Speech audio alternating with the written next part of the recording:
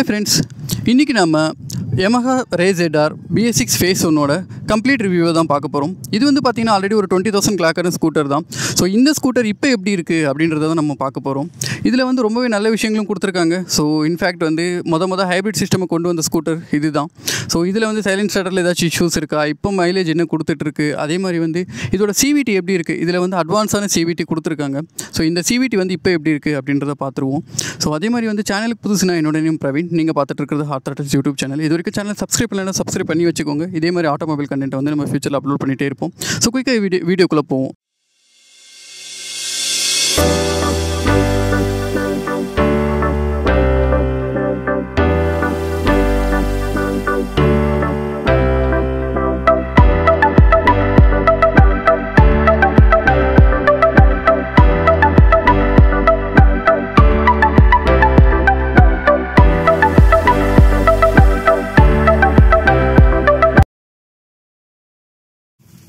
Yamaha இந்த ஒரு விஷயத்தை ரொம்பவே பெட்டராக பண்ணியிருக்காங்க அப்படின்னு எனக்கு தோணுது. ஸோ என்ன விஷயம்னு வந்து பார்த்திங்கன்னா, இந்த ஏர் ஃபில்டர் செட்டப் இருக்கு இல்லையா, இதை வந்து டியூவல் பர்பஸாக யூஸ் பண்ணியிருக்காங்க. ஒன்று வந்து இன்ஜினுக்கான ஏரையும் வந்து இதிலிருந்து தான் எடுக்கும். அதே மாதிரி இதோட CVTக்கான ஏரும் வந்து இதே ஏர் ஃபில்டர்லேருந்து தான் எடுத்துக்கும். ஸோ இதனால் என்ன அட்வான்டேஜ் அப்படின்னு வந்து பார்த்திங்கன்னா, நான் இதுக்கு முன்னாடி ஸ்கூட்டர்ஸ் ரிவ்யூஸில் வந்து சொல்லியிருக்கேன், இந்த மாதிரி மேபி பண்ணியிருந்தால் இந்த ஸ்கூட்டர்ஸில் வந்து பெட்டராக இருந்திருக்கும் அப்படின்ட்டு. Yamaha வந்து கண்டிப்பாக இந்த விஷயத்தில் வந்து ரொம்பவே பெட்டராக பண்ணியிருக்காங்க. அது என்னென்னு வந்து பார்த்திங்கன்னா, இப்போ இங்கே இருக்கிற ஏர் ஃபில்டர் இருக்குது இல்லைங்களா, ஸோ இது வழியாக தான் ஏர் வந்து உங்கள் CVTக்கான கூலிங் சிஸ்டம்க்கு வந்து போகும். ஸோ இதனால் என்ன அட்வான்டேஜ்னு வந்து பார்த்திங்கன்னா, உங்களுக்கு என்விரான்மெண்ட்டில் இருக்க அந்த டஸ்ட்டு, மண், அந்த மாதிரிலாம் கிளச் சிஸ்டம்குள்ளே உள்ளே போகாமல் பியூரிஃபைடு ஏர் தான் உள்ளே போகும். ஸோ இதனால் வந்து பார்த்திங்கன்னா உங்கள் கிளச் வந்து லாங்கர் லைஃப் வரும். அதே மாதிரி ஸ்கூட்டர்ஸ் வச்சுருக்க நிறைய பேருக்கு தெரியும், நீங்கள் இனிஷியலில் ஸ்கூட்டர் வாங்குற மாதிரி லாங் டேர்மில் இருக்காது. வைப்ரேஷன் வந்து ஸ்டார்ட் ஆகிடும். ஒரு 3000 கிலோமீட்டருக்கு ஒன்ஸ் வந்து நீங்கள் அந்த கிளச் கிட்ட வந்து கலட்டி க்ளீன் பண்ணி போடுற மாதிரி இருக்கும். பட் இந்த ஸ்கூட்டர்ஸில் வந்து பார்த்தீங்கன்னா உங்களுக்கு அது வந்து ஒரு மினிமம் வந்து நீங்கள் ஒரு 15,000 ஆச்சு இந்த ஸ்கூட்டர்ஸை வந்து வித்தவுட் கலட்டி க்ளீன் பண்ணாமலே உங்களால் ஓட்டிக்க முடியும். அந்த வைப்ரேஷன்ன்ற திங் வந்து உங்களுக்கு கண்டிப்பாக வராது. நான் இதோட ரைட் ரிவ்யூவும் மென்ஷன் பண்ணுறேன், இதோட கிளச் ஃபீல் எப்படி இருக்குது. ஆல்ரெடி இது வந்து 20,000 ஓடி இருக்குது. ஸ்டில் வந்து பார்த்திங்கன்னா இது ரொம்பவே நல்லா இருக்குது. ஸோ இந்த சிஸ்டம் வந்து பார்த்திங்கன்னா மற்ற ஸ்கூட்டர்ஸ்லையும் கொடுத்தா ரொம்பவே நல்லாயிருக்கும். பட் இதில் வந்து Yamaha கொடுத்துருக்குறது இட் இஸ் அப்ரிஷியேட்டட். நான் ஆல்ரெடி மென்ஷன் பண்ணியிருந்த மாதிரி இது வந்து ஒரு யூஸ்டு ஸ்கூட்டர் தான். ஸோ இதோட பேனல்ஸ் எப்படி இருக்குது அப்படின்றத பார்ப்போம். ஸோ நான் இப்போ வந்து இதை கையில் ப்ரெஸ் பண்ணாலே கிட்டத்தட்ட வந்து பார்த்திங்கன்னா ஸோ அந்தளவுக்கு வந்து ஸ்ட்ராங்காக இல்லை, ஓரளவுக்கு மீடியமான பில்டு தான். ஸோ அதே மாதிரி வந்து விசிபிளாகவே பேனல்ஸ் கேப்ஸ் அங்கங்கே இருக்கிறது தெரியுது. ஸோ பிளாஸ்டிக் வந்து மேபி இவங்க பெட்டராக கொடுத்துருக்கலாமோ அப்படின்னு எனக்கு தோணுது. இதோட ப்ராக்டிகலிட்டியை பற்றி பார்ப்போம். ஸோ ஃப்ரண்ட்டில் வந்து பார்த்திங்கன்னா ஒரு சின்னதாக ஹூக் கொடுத்துருக்காங்க. ஸோ இதை தவிர வந்து பார்த்திங்கன்னா இதில் எந்த ஒரு ஸ்டோரேஜ்க்கான ஃபெசிலிட்டியும் வந்து நமக்கு ஃப்ரண்ட்டில் கொடுக்கல. ஸோ அதே மாதிரி வந்து பெட்ரோலும் வந்து பார்த்திங்கன்னா நம்ம சீட்டை ஓப்பன் பண்ணி அதில் தான் ஃபில் பண்ணுற மாதிரி இருக்குது. இது வந்து பார்த்திங்கன்னா ஸ்கூட்டர்ஸில் ரொம்பவே முக்கியமான ஒரு ஃபியூச்சர். என்னென்னு வந்து பார்த்திங்கன்னா நமக்கு வந்து ரியர் பிரேக்கில் வந்து ஒரு சின்ன ஹேண்ட் பிரேக் மாதிரி ஒரு சிஸ்டம் கொடுத்துருப்பாங்க. மற்ற ஸ்கூட்டர்ஸில் நீங்கள் வந்து ஒரு ஸ்லோப்பில் நிப்பாட்டும் போது அதை வந்து லாக் பண்ணி வைக்கும்போது ஸ்கூட்டர் வந்து மூவ் ஆகாமல் இருக்கும்.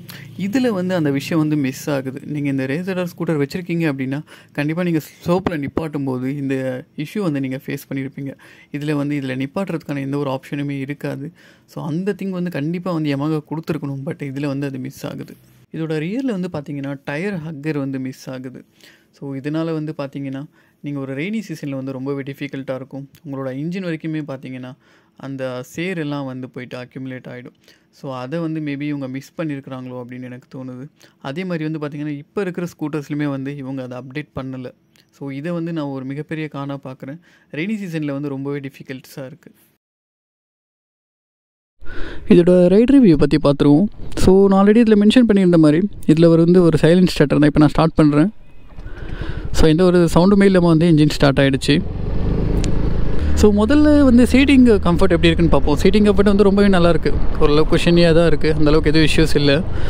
ஸோ இதில் நான் ஒரு விஷயம் நோட் பண்ணது என்னென்னு வந்து பார்த்திங்கன்னா இதோட ஹேண்டில் பார் வந்து கொஞ்சம் முன்னாடியாக இருக்குது.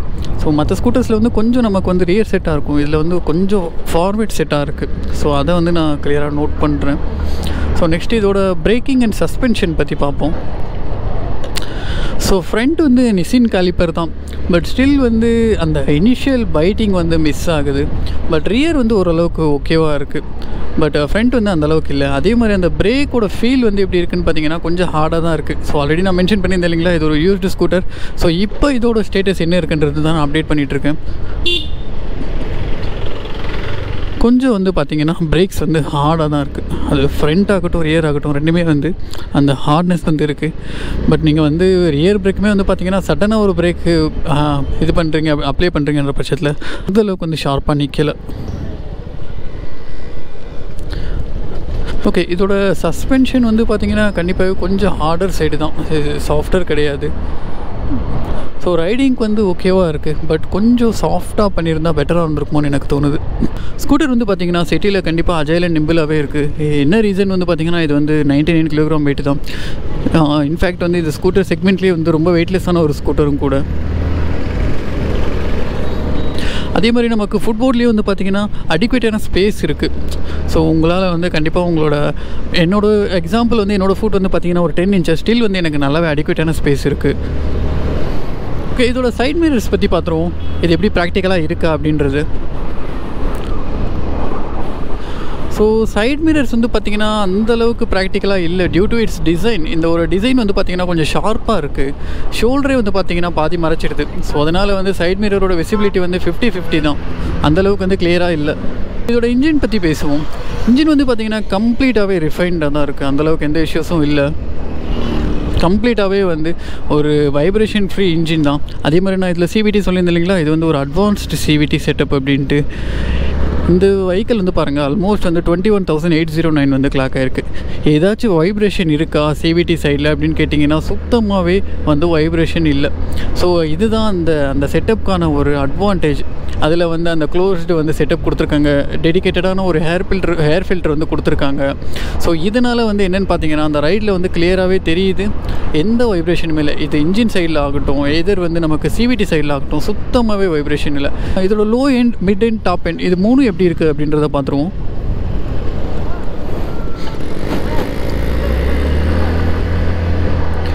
ஓகே, லோ எண்ட் வந்து பார்த்திங்கன்னா நல்லா டார்க்கியாகவே இருக்குது. பட் என்ன ஸ்பீட் வரைக்கும்னு பார்த்தீங்கன்னா 0 to 30 இந்த ஸ்பீடில் வந்து நல்ல வந்து இன்ஜின் டார்க்கியாக இருக்குது.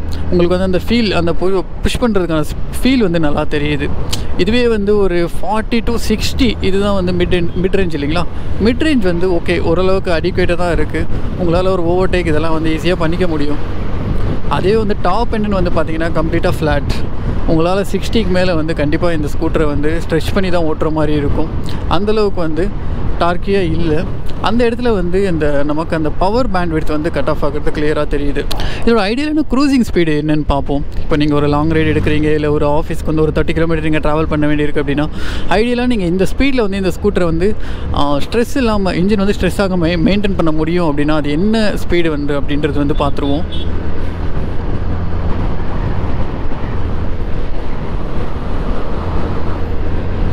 ஓகே, ஸோ இது வந்து பார்த்திங்கன்னா மேக்ஸிமம் வந்து உங்களால் வந்து ஒரு 60 வரைக்கும் வந்து கிளியராக வச்சுக்க முடியும். அதே மாதிரி நான் 60ல் போகும்போது உங்களால் பார்க்க முடியும் இதோட ஆர்பிஎம்மும் வந்து பார்த்திங்கன்னா ரீச் ஆகிடுது. அதனால் இதோட ஐடியலான க்ரூசிங் ஸ்பீடு வந்து பார்த்திங்கன்னா 60 தான். ஓகே, இதோட மைலேஜ் பற்றி பேசுவோம். இது வந்து ஒரு விஷயம் வந்து பார்த்திங்கன்னா இது வந்து வெயிட்லெஸ். ஸோ செகண்ட் திங் வந்து பார்த்திங்கன்னா இந்த ஸ்கூட்டர் வந்து மைலேஜ் வந்து அவங்க வந்து ஷோரூம் சைட்லேருந்தே வந்து நல்ல மைலேஜ் தான் கிளைம் பண்ணுறாங்க. ஸோ எக்ஸாம்பிள் வந்து பார்த்திங்கன்னா இது சிட்டியில் வந்து உங்களுக்கு ஒரு 50 அந்த ரேஞ்சில் வந்து உங்களுக்கு மைலேஜ் கொடுக்கும். இதுவே ஹைவேஸில் வந்து பார்த்திங்கன்னா உங்களுக்கு ஒரு 60 வரைக்குமே கூட நீங்கள் எக்ஸ்பெக்ட் பண்ணலாம். கண்டிப்பாக அந்த மாதிரி ஒரு ஸ்கூட்டர் தான் இது. நீங்கள் ஈக்குவலாக ஓட்டுற பட்சத்தில், இதே ஒரு ரேஷ் டிரைவிங் பண்ணுறீங்க அப்படின்ற பட்சத்துலையும் உங்களுக்கு கண்டிப்பாக 50 கீழே வந்து இந்த ஸ்கூட்டர் வந்து மைலேஜ் தராது. அது நான் ஆல்ரெடி பண்ணியிருக்க ஸ்கூட்டர் ரிவ்யூஸில் சொல்லியிருக்கேன் ஸ்டார்டர் சைலண்ட்னால என்ன இஷ்யூஸ் இருக்குன்ட்டு. என்ன ரீசன் வந்து பார்த்திங்கன்னா இதோட ECM இருக்குது இல்லைங்களா, இது வந்து ஒரு கம்பைன்ட் ECM.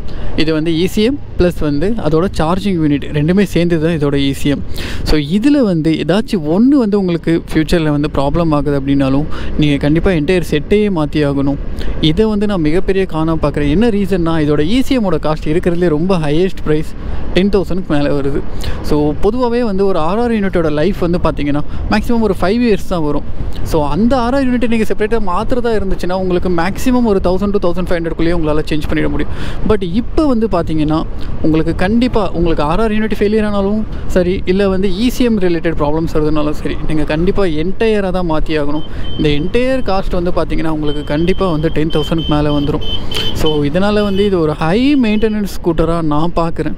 ஏன்னா இதில் எத்தனை பேருக்கு ஆர்ஆர் யூனிட் வந்து மேபி சில பேருக்கு வரும், ஒரு 10 இயர்ஸ் கூட வரும், சில பேருக்கு 15 இயர்ஸ்லேயும் ஃபெயிலியர் ஆகாமல் இன்னும் ஓடிட்டு தான் இருக்குது. பட் ஆனால் சில ஸ்கூட்டர்ஸில் வந்து ஆர்ஆர் யூனிட் வந்து கண்டிப்பாக ஒரு 3 to 4 இயர்ஸ்லேயே கூட ஃபெயிலியர் ஆகிற நிறைய சான்சஸ் இருக்குது.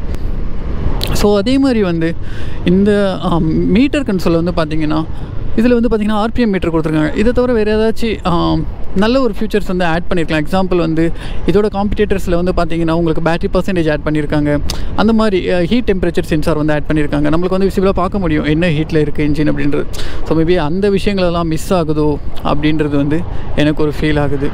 அதே மாதிரி இதோட சைலண்ட் ஸ்டார்டரில் இது வரைக்கும் ஏதாச்சும் இஷ்யூஸ் வந்திருக்கான்னு கேட்டிங்கன்னா, இது வரைக்கும் நான் 20,000 ஓடின வரைக்கும் அதை ப்ளஸ் வந்து 2 இயர்ஸ் வரைக்குமே எந்த இஷ்யூஸும் இல்லை. ஸோ மேபி நான் இந்த இஷ்யூ வந்து மென்ஷன் பண்ணேன் இல்லைங்களா, ஸோ அது வந்து அந்த பேட்ரிஸ் அந்த ஆர்ஆர் யூனிட் ஃபெயிலியர் ஆகாமல் அந்த மாதிரி எந்த இஷ்யூஸும் வரலைன்னா கண்டிப்பாக இதில் இஷ்யூஸ் வராது. பட் ஆஸ் ஆஃப்னா எதுவும் இஷ்யூஸ் வரல. பட் நான் மார்க்கெட்டில் ஆஸ் ஆஃப்னா ரிசர்ச் பண்ண வரைக்குமே நிறைய யூசர்ஸ் வந்து இந்த சைலண்ட் ஸ்டார்டர் வந்து ஃபெயிலியர் ஆகிருக்கு. பட் என் வண்டியில் வந்து பார்த்திங்கன்னா பர்சனலாக வந்து எந்த இஷ்யூஸுமே இது வரைக்கும் நான் ஃபேஸ் பண்ணலை. ஸோ இதை தவிர வந்து பார்த்திங்கன்னா இந்த ஸ்கூட்டரை நீங்கள் கண்டிப்பாக கன்சிடர் பண்ணலாம். ஒரு விஷயந்தான், இதோட ரிலையபிலிட்டி வந்து நீங்கள் கண்டிப்பாக மைண்டில் வச்சுக்கணும். இன்ஜின் வைஸ் ஓகே, பட் இதோட எலக்ட்ரானிக்ஸ் வைஸ் வந்து பார்த்திங்கன்னா reliability is the question mark. So இதுதான் ஃப்ரெண்ட்ஸ் என்னோட Yamaha Razr BS6 Phase 1க்கான ரிவ்யூ. ஸோ இந்த வீடியோ பிடிச்சிருந்ததுன்னா லைக் பண்ணுங்கள், பிடிக்கலன்னா டிஸ்லைக் பண்ணுங்கள். ஸோ ஃபர்தர் வந்து உங்களுக்கு எந்த மாதிரி கண்டென்ட் வந்து நீங்கள் எக்ஸ்பெக்ட் பண்ணுறீங்க, இல்லை இந்த ஸ்கூட்டரில் ஏதாச்சும் டவுட் இருக்குது அப்படின்னா வந்து கண்டிப்பாக நீங்கள் கீழே வந்து கமெண்ட் செக்ஷனில் கேட்கலாம். எனக்கு இப்போ வந்து பார்த்திங்கன்னா ரொம்பவே கம்மியான சப்ஸ்கிரைபர்ஸ் தான் இருக்காங்க. இதுவே வந்து ஒரு ஹையில் நிறைய சப்ஸ்கிரைபர்ஸ் ஆனதுக்கப்புறமும் கண்டிப்பாக நான் எல்லாருக்கும் வந்து ரிப்ளை பண்ணுவேன். அதை நீங்கள் என்கிட்ட இருந்து எக்ஸ்பெக்ட் பண்ணலாம். Thank you friends.